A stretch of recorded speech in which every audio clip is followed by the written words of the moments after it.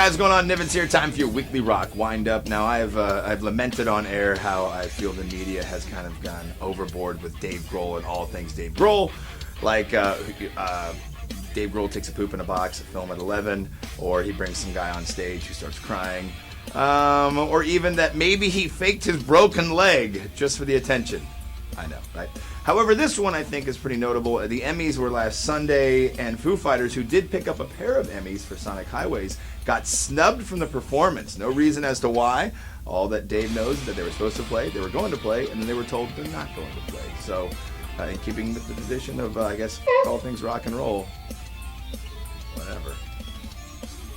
Well, hats off are in order to Slayer for Repentless. Their latest album debuted at number 4 on the Billboard 200 charts.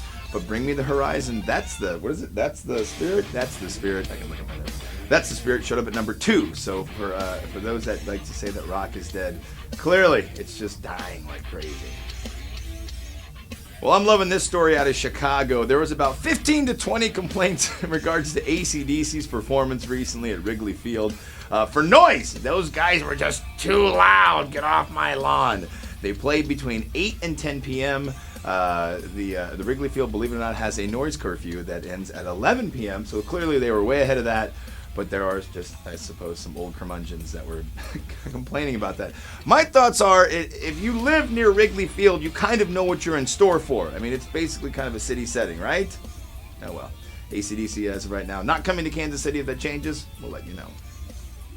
And to close out your weekly rock, wind up with former Anthrax frontman John Bush. He was on Jamie Jass's podcast recently and feels that he is owed some back dues for his time with Anthrax and making music and putting out albums with those guys.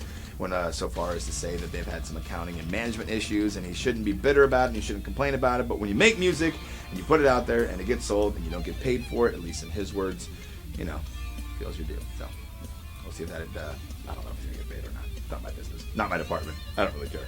I'm Niven. Thank you very much for tuning in to your weekly rock wind up. Have a great weekend doing whatever it is that you do. And here's your outtake for you, Bob. Rush. New live DVD coming. Got to keep the cash cow going. That'll be in November.